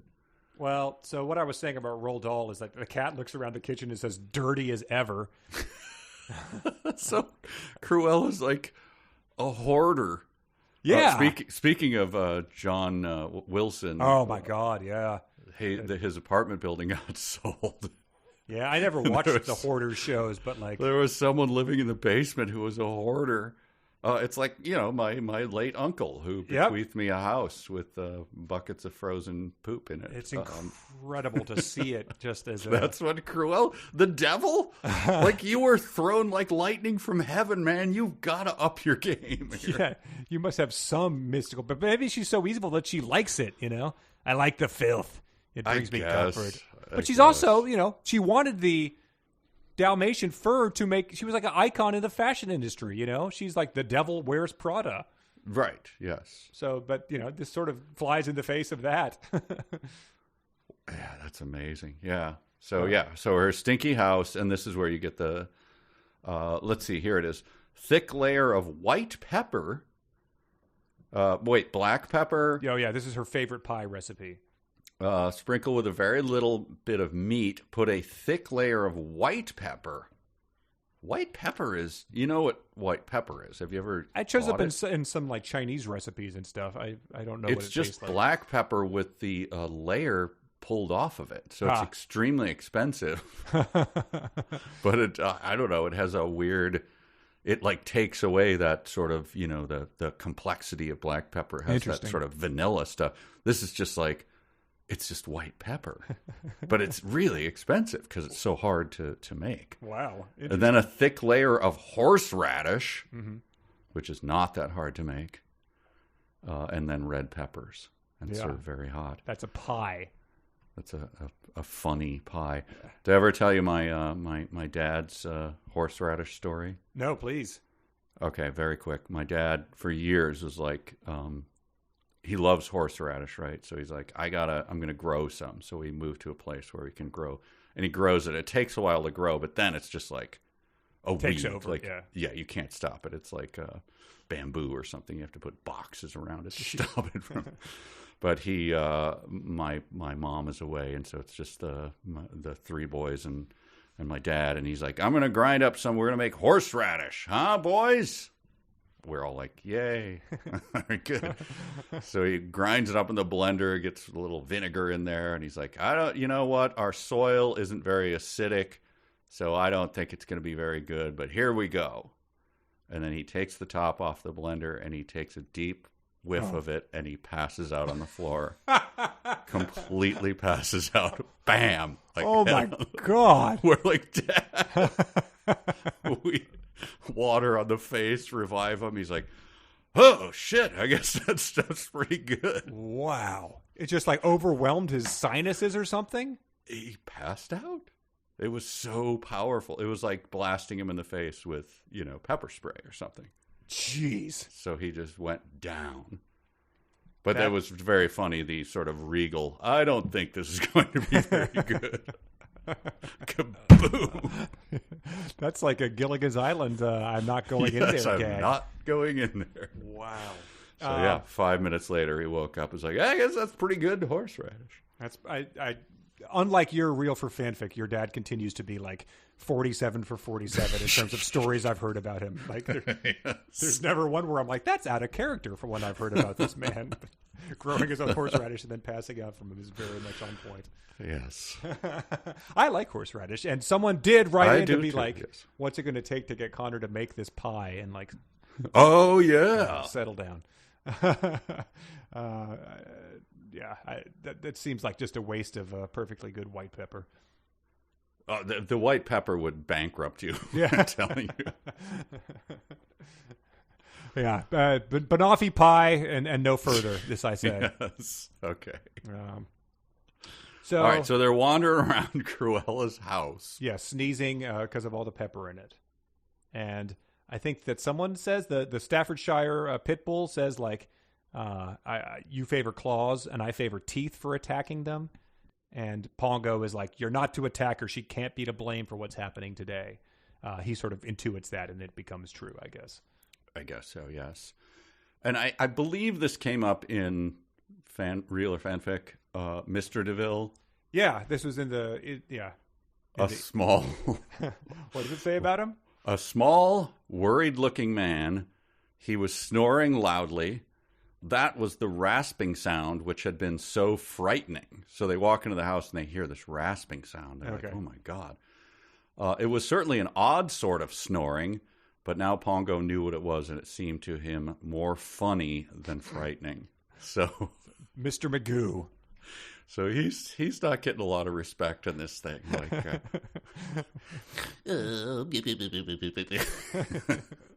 yeah, it's yes, dear.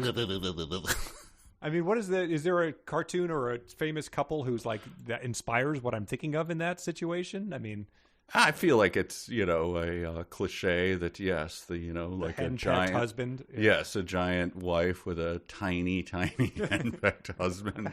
And they're sleeping in separate beds, correct? It says that, I think. Yeah, well, of course. Until she tells him to come over there. That's where he stays. Well, they don't give his name, right? That's a damn shame. Yeah, well, the people who wrote in said that in the first book, he was someone else, and he became Mr. DeVille, her last name, which, I mean, in 1960 London, that had to have been just a true shocking humiliation and shocking. Yeah. But I mean, his first name. I don't think so. And Jerry, I thought get over here and service Cruella. Yes, dear. Wear the metal raincoat while you do it. Kids, huh? Cruella's cucked husband? Is that what you want to? Oh, boy. But yeah, so they continue. I thought there was a chance it was going to happen. Like Pongo was saying, if Cruella had bewitched all the humans of the world, perhaps they wouldn't wake up until, well, something was done about her. And I was like, there's a reason people recommended this book, and it could be because the dogs rip out Cruella DeVille's throat or something. And alas, it seems like it's moving away from that now. Well, that would have been a weird. Also, then what would that have triggered other things? So I was waiting for the, okay, so they, like, hey, Tommy, you can hold the shiv, like poke it right there between ribs 3 and 4, know, and then she dies, and then like the humans awake, and then there's a trial, and like. Right. The prime minister is like, "Oh no, Mrs. How could you? You have betrayed everything that the British justice system is about." And that would be the second half of the book. Mr. DeVille spits on Tommy outside of the courtroom. You son of a... Just tears flowing from his eyes. Bobby's holding him back. Whoa, no. Holding him this back is not the way it's done. But unfortunately... they just wander around and she sleeps. Yeah. Oh, man. It's a real shame. What did they say? Oh, yeah. They just sort of describe her. Her mouth was grim. Her long nose seemed more pointed than ever. She was frowning heavily in her sleep. So no doubt about what's going on in terms of her character. Those black eyes with a streak of red in them. Yeah. There's a famous animation of her like chasing them in her car at the end of 101 Dalmatians, where she looks absolutely insane. So I'm guessing that's sort of that's the image she's going for here. But this description, I thought it was even a sort of Jim Tysian. It was it's talking about how dark and evil her apartment is, but it says it seemed to Mrs. that the darkness was thick as well as black. She felt that if she opened her mouth, it would choke her. So she has black eyes, like a doll's eyes. And then she calls Pongo a slut. And then the sleeping arrangement with her husband here is half her hair turned green with shock after we destroyed her furs. I suppose she's had it dyed. No ermine sheets now, has she? That was the best night of my life when I chewed them to bits. So she and her husband, her hair is green with shock? Yeah. So that was after they clawed her furs to bits? I guess she was probably making furs and then was interested in branching out into Dalmatian fur. So that could have been like her livelihood that they tore apart to teach her a lesson. What are ermine sheets, by the way? Is ermine I think it's like a rodent, maybe? Yeah, it's a soft rodent, right? Yeah. Would that be a sheet? So she's gone all in on her expensive sheets, leaving the rest of her house to be filthy and hoardery. Yes. Dirty as ever. But then this is just what the hell is going on, because it must have a payoff. There was a sign about it they passed in the first section, but it says Pongo then saw there were racks of plastic coats, just as there had been racks of furs.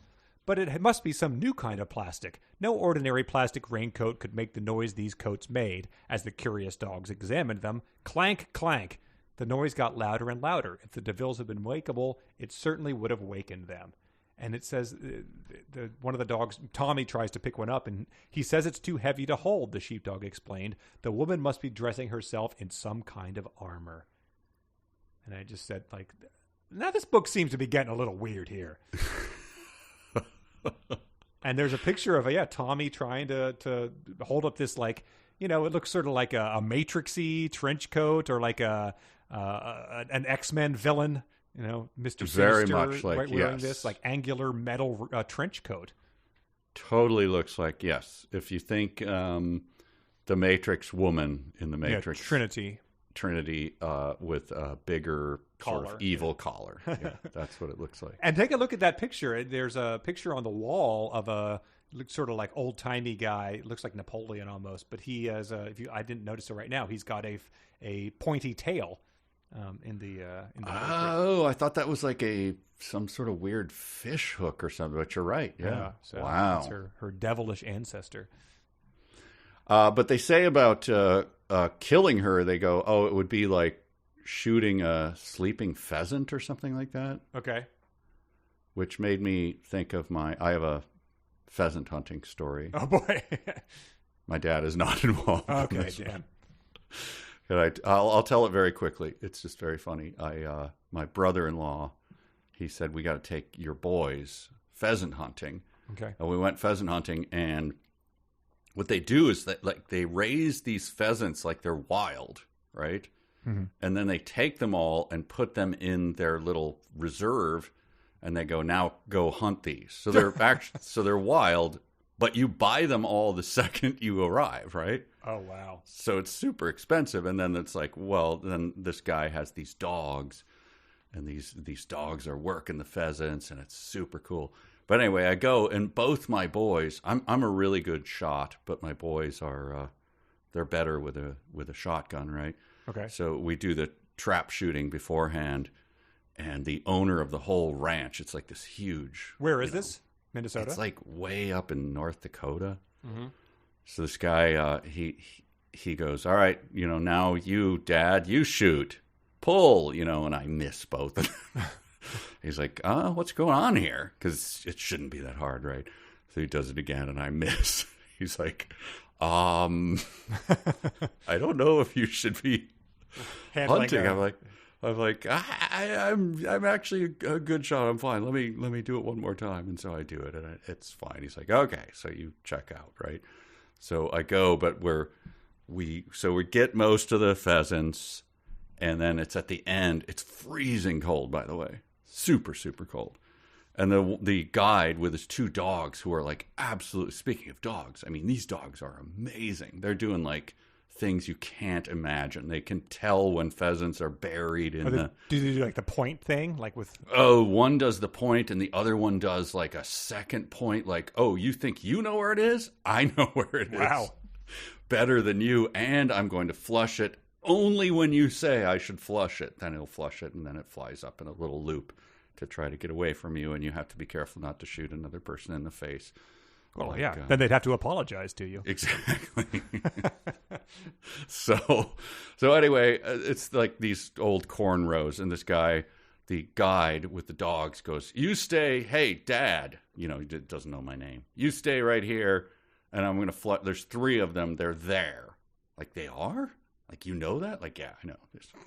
So you have to shoot 3 of them when the dogs flush them when we come down this way, because otherwise we can't end this hunt until you shoot these 3 pheasants. I'm like, oh my God, so it's all on me. Wow. It's like, yeah, that's like having to make the free throws at the end of the game. Exactly. Like, and he just assigned it to me. I'm like, They all go away, and then I hear their distant voices, and then sure enough, they flush them. And just like chance, I shoot all 3 of them. Bang, bang, bang. They're down. The guy comes up, and then it's like, I have just won the Olympics. The guy's like, well, look at City Boy. He picks him up and like attaches him to his belt and is like, I'm going to go take care of these now. Good job there, buddy. He pats me on the shoulder. I'm like, yeah, I am the king of the universe. And it was literally just like blind, like. I wonder if he thought you had like sandbagged him in the beginning to build up the ability. Hey, I didn't hit a single one of those clay pigeons, but what do you say we put $500 on whether I can do these? Anyway, my brother-in-law, the lifelong hunter, is like, just gives me the gentle, good job there, buddy. Yeah, I did what you needed to do. You're damn right I did. Oh, boy. I'm just like, oh. Yeah. Songs will be sung of this moment. Yeah. Anyway, pheasants and dogs. I just thought I would tell that little story. And so what does the one dog say? The one dog is unaware that shooting a sheeping pheasant was not allowed or something. So it's another like little dog joke or something. I guess, like, hey, should we, open up her veins while she sleeps? Like, nah, that's not fair. Yeah. He says, oh, yeah. So they say you can't do that. And then the pit bull is like, he hadn't had the faintest idea you mustn't shoot a sitting pheasant. So he is like the cop you have to hold. The other ones have to hold him back. Like, Yes. The rogue guy who's just this wild card. He wants to. What about the rights of that little girl? No. Tommy's weeping. Tommy, half dog, roof, roof, woof, woof. Oh, and so they pretty much say that like we need to go back to Cad Pig. Like this wasn't like the cat had told us to come here, but it's not the. She says like let's let sleeping devils lie, etc. Little dog pun, but they're like, so why do we need to come in here? And it says, because we needed to know that we didn't need to, said Pongo. There we go. So yes. It's like a little, because we needed to kill some time. Like otherwise we would have thought that Cruella was responsible. Now we know that it's not. We can move on to what's actually the problem here. So smacks to me of padding, but. My note on that was just like, oh, I see. But what? Huh? It's that stoner dream logic again. Like, no, the thing is that you need to know that you don't need to know. Don't you see how like beautiful that is? Like, in the universe is telling you like, go into Cruella's house and like look around and then like think about killing her, but then you leave. But you didn't need. You know what I mean? Yeah, I mean, I'd toke up with the Grinch, man. I mean, what were we talking? I mean, he's in a cave. I mean, he probably parties up there. Like, he's made of green. Like, you could smoke the Grinch. No, that's so. You're right. Wait, what? But it better not be the last we see of her. Because, to take us on a journey of saying, let's go kill her to then run out of the house as she's still asleep, that would be a heartbreaking Blériana situation. I mean, is it that it could be that she's just doing, that's the cameo, which would be a pretty bad, like. But the raincoats have to have some sort of payoff. Like, I don't know, The Hangover 2 or something, and then right. Like, remember that famous guy? Remember that hilarious scene from there he is sleeping. Mike Tyson pulls up in leave. the car next to them. Yeah, exactly. Yes. Hey, is that Mike Tyson? Yep. All right, moving on. See ya. All right, he was in it. You can't have a line, or else we have to pay him more. Exactly. Well, yeah. So we can hope. So that's I don't not know, the case, but yeah. I hope that cannot be right, especially since we need her husband, who will finally go like, my name is Cosmo, or whatever, whatever he'll do. Right. That's enough, dear. You've gone too far. Like, how dare you stand up to me, Cosmo? Get there. I don't think you've known that the entire time I've known you, I carry this pistol. Oh, my God. I was a half dog, but she was a full bitch. I was awake the whole time. Metal raincoats for all. Lights a cigar with $100 bill. Plays some rap Damn, it music feels and good leaves. to be a gangster. Yeah. Yes. Well, that's what we hope. That should have been the fanfic. That would have been amazing. Oh, yeah. Let's hope, people. Yeah. It ends with another very suspicious-looking illustration. And it says, Pongo was glad to see that Mrs. was relieved but didn't share it. He had never really believed Cruella was the enemy, but he almost wished she were. For even if she was a devil, she was the devil he knew. As things were, he felt that something much more powerful than Cruella was in charge today, and that something, was still absolutely unknown. So extremely ominous, and directly below that, Pongo is just giving a sort of flat salute. I would not have seen that. Now that, wow, I mean, that one is just a full out. Yeah, and I guess there's only so many ways that a dog can hold their paw, but, given the historical context. You could illustrate them like crossing their paws, putting one paw over another, paws behind the head. That's not without, right? But these are all just, holy moly. Yikes. All right. The final chapter is chapter 8. It's called The Voice. And I think that they're on their way back to Downing Street. So it was a brief little diversion there to see Cruella. Police dogs cleared away into Downing Street. How does that work? Yeah, really. Do they have they learned to hold the billy clubs? Is it? Can they press down a pepper spray thing? I don't know. Anyway, but the way that Cadpig has spent her afternoon was pretty entertaining. Cadpig's bright smile faded. She said she'd had a depressing afternoon entertaining provincial lady dogs. Good creatures, of course, but one grows tired of feminine chatter. So she was just, these gossipy hens were in her cabinet all day long, and she was having to put up with them, which is pretty funny. I like the term I also love lady dogs. Lady dogs. I was going to say to my wife, like, if I come home early and like there's a shower or something in our house, can I just go, "How's it going, lady dogs?" That's my husband. Women be gossiping, I see. What does she call it? Feminine. I have it right here. Feminine chatter. Feminine chatter. How's the feminine chatter going? Later, bitches. What? Your dogs? You're half dogs, at least. Oh, okay, so here's this thing. I've been reading these bad books. This is book 25. Let me take you back to The Eye of Argon, and I'll get you filled in on everything. But in the meantime, they're already stabbing me with cheese knives. I deserve it. No, so she would sit down with the Prime Minister at 10 Downing Street, right? Yes. And they'd watch the news together. He had a glass of sherry, and I had a peppermint cream. Mm-hmm. Well, first of all, sure, a glass of sherry. She can't read English, right? So it's not sherry. It's scotch or something like that. Right. Yes, exactly. A tumbler of scotch, and she has a peppermint cream. The dog? Is that a liqueur? No, it's a little chocolate because she offers one too. Oh, got it. But really? I don't know. I've always suspected. Here's a pig's ear. Wouldn't she be happier with that? Oh, much better. Yes. Here's a bully stick. You know what those are, don't you? Yeah, I've always suspected that the dog chocolate thing is a little overblown.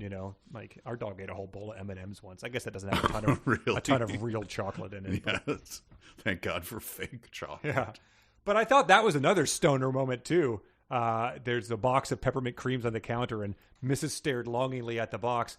But what she longed for was the longing for a peppermint cream, not the peppermint cream itself. She was so unhungry that she could not remember what being hungry felt like. So yeah, that's right. Dodie Smith just hits from the bong. So, I looked longingly at the box, and I wanted one. But I didn't want like the thing itself. What you want is wanting it, man, and that really just sums it all up. That's sort of like that's just such a capitalistic way of looking at it. You don't even want the thing; you want to want the thing. Dude, that is some next level Buddhist bullshit, man. Yeah. Whoa. I'm really. You just broke. You just no. Shh. Quiet. What? You just broke What? my mind, man. Oh, seriously. Yeah. Because I don't want the peppermint cream. No. I just want the wanting of the cream. I think that's what you want. You Oh, want to want. You want to dude. want it. Dude, pass me that. Pass me that. Yeah, I wish I had some peppermint creams. That sounds pretty good. Oh God, let's go out and get some peppermint creams. Anyway, all right. Yes. Take a picture of look at the author and imagine her hanging out with those two guys, and it's a pretty fun mental image. So at this point is when things also the weirdness continues to escalate. It's sort of like heightening, they tell you to do that in comedy. You've got to just keep heightening these things. And I think she looks for an opportunity to make every chapter just be a little bit weirder than the next one. And this one starts with the turning the TV on. Wow. Yes. Which they say, what does he say? Like Pongo says like something about, it seems at a time like this, like I really want TV or something like that. And it got me thinking about once I tried to, this was a light pitch that I tried where I was watching the TV series Bosch. Okay. Are you familiar with this? I mean, I know, I've seen it.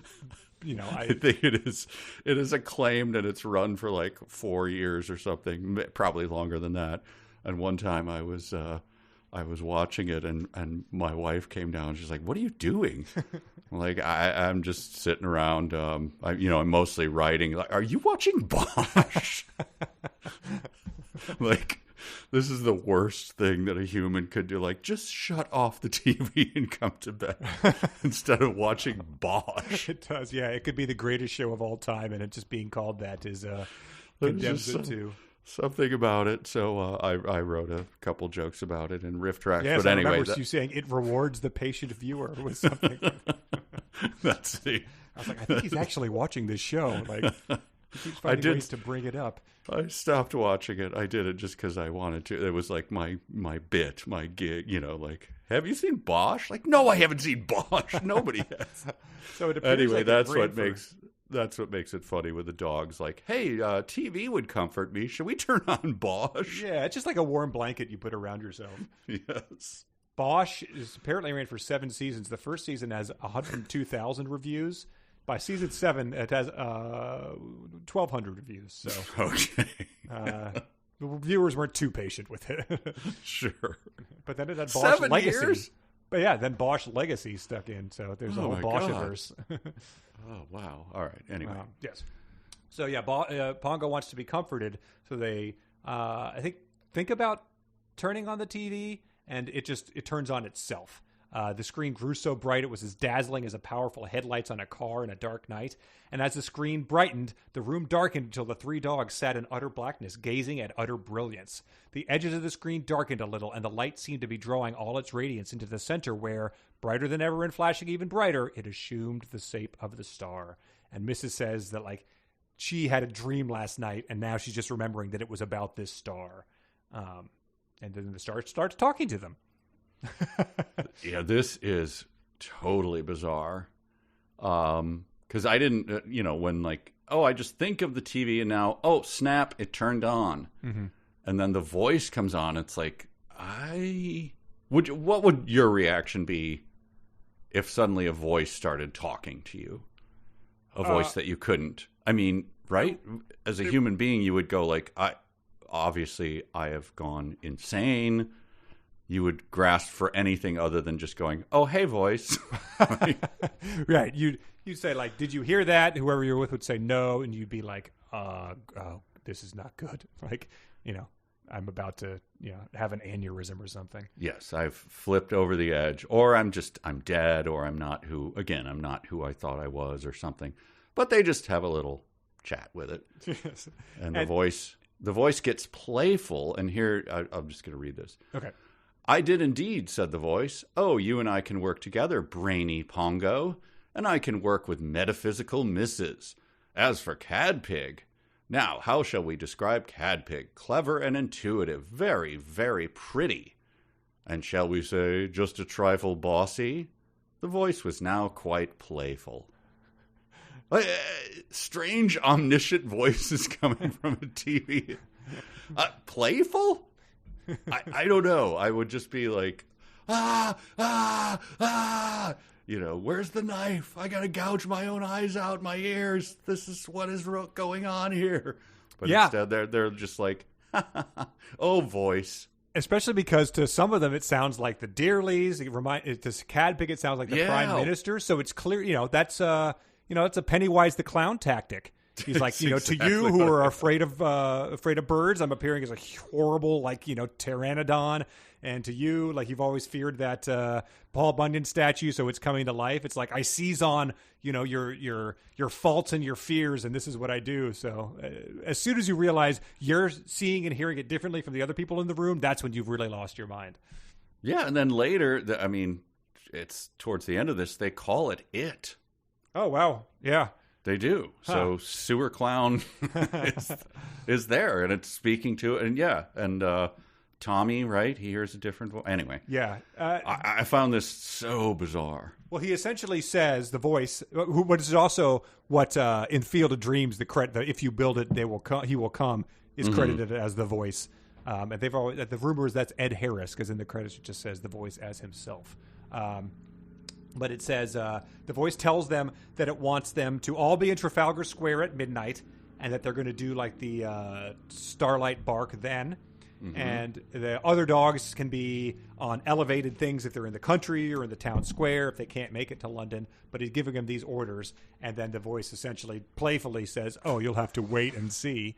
But then Mrs. asks, he's like, isn't Mrs. is frightened? And when the voice said this, I read it in like the Saw villain voice, coming in over the loudspeaker distorted, just being like, "Yes, Mrs., it will be frightening, but don't you sometimes enjoy being frightened?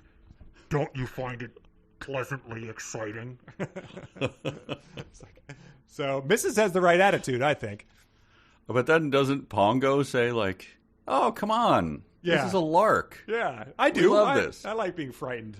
I like, when my owner holds up a sheet in the doorway, and then when he drops it, he's no longer there, and I freak the hell out. Like, I like that. So the voice. This is it. The voice does the "you can't wish for more wishes" thing as a genie. Yeah. Which this bugged me. Certainly it is, but you can leave the rest of the world to me, dear bossy Cadpig. Now, each of you may ask one question, but that question mustn't be, what's going to happen? All right, voice. Yeah. Like, what? Why? What? Like, who? Why don't we get to ask that? Yeah. Because you can't, because I'm the voice. Yeah. And the voice is, he's giving him little, like, he's in the spirit of Calvin Ball. He's making up his own rules as he goes. Because then he doubles down on it, which I'm sorry, I'm calling bullshit on this one. Pongo said, "Who are you?" That's fair, right? Yeah. It didn't ask what's going to happen. He said, "Who are you?" And then the voice goes, "Oh, that would be like telling you what's going to happen. Wait and see, Pongo." Wait and see. Well, yeah. You just changed the rules on me. You said the one thing you can't ask is this. Then I ask another thing, and you go, "Oh no, that's just like that." Yeah. What? No, it's not at all. Well, who are you is fair. The you mentioned Bosch. The guy who plays Bosch was on Lost, and they would do that a lot, where they would have Titus Welliver. Yeah, he was like towards the very end where it really just went off the rails, and he was like playing some insane. Towards the end when it went off the rails. But in Lost, they would get like this voice, and they wouldn't think to be like, "Who are you?" And if they did, he would do the same thing, just being like, "I can't if tell I you told that you now." that, Yeah, then I exactly. would. So, Yes. it's like, come on, like. But yeah, so they ask him like, "What's up with their son, Roly Poly?" And he says, "I can't see him." So it's like, okay. He says Pongo is. They think he might come from outer space, and Pongo's trying to remember like what books Tommy had in his bedroom, and then the voice like comes back in and just like, "Hey, Pongo, hey, don't pry into Tommy's business here." Yes. Like, so it's like, have you ever done an escape room? I never have. If you ever start like going off the rails, they'd be like, "Don't break that." They come in over the thing like the Saw guy, and they're like, "Don't go over there. You're not supposed to be there yet. Like, just focus over here. Like, use the black light and try to find the code. Like, don't just like pull the thing." Yeah, but the TV actually, this is, I assume this is Sirius, the star, right? Yes. Snaps back on by itself. Right? So it's like, oh boy, we just had an encounter with the supernatural. It would be like, God and Moses or something, like, take off your sandals for this is hallowed ground, and now here's your mission. And then it'd be like, all right, well, I'm going to grab my staff and head down. Hang on. Wait, what? Right. I got more. Yeah. It's just a weird, wait, you just, like, the voice came on, you sort of played with us, insulted us, gave us our mission, and then you snapped back on and yelled at us? Right. And you need to use the TV to convey this, Yeah. The bush starts burning again. Like, Right. Anyway, that struck me as pretty lame from the voice. yes, I agree. It's if the medium is the message, he picked a pretty lame one. Yes. But they obey. They leave. They head out of the house and head to Trafalgar Square. Mm-hmm. And I don't know. Nothing super weird happened until then. They end up getting in touch with a old loud Great Dane who was sort of like the loudest guy they know. So he was able to do the Twilight barking. Like, he was able to facilitate it more than anybody. Yeah, this is what the voice told them, right? So then they go and they do this and nothing happens. So this felt to me like a wasted beat where they're like, well, that didn't work. And they're like, should we try one more time? I guess. So they do. And then all of a sudden the Great Dane answers them. And I mean, from what we read so far, all the dogs are in London, right? Hanging around. A vast majority, but they Pooping all over everything. Yeah, I think they hand waved that away. They haven't eaten anything, so there's no need. Oh, that's right. There's no plastic bags around. They don't need them. But the Great Dane says he answers them. Oh, can I believe my ears? Boomed the Great Dane. Is it really my old friends Pongo and Mrs. after all this time on this most extraordinary day when the barking chain has been at its worst? All these newfangled thought waves have been so confusing. Okay, so the Great Dane is in some far-flung county, right? Living on a farm or something. Mm-hmm. And its masters just like pass out and go to sleep. And it's just wandering around going, huh. And the thought waves don't really work for it because it's, I assume, as dumb as a box of rocks or whatever. Yeah. And then one day it hears a bark and it's like, oh, is this what's going on? Yeah, I ate my master's abdomen like 3 days ago. Oh, you guys weren't hungry, huh?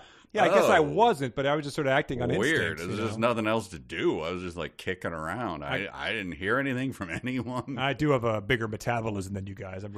I'm half horse, really. So Very large. Very large. Yeah. Besides, I was just kind of bored. I don't know. I guess it would be- Okay. So now what am I? Oh, I'm supposed to come to London. What should I do with the bodies? Did your owners wake up and at the end of all that? Oh yeah, yep.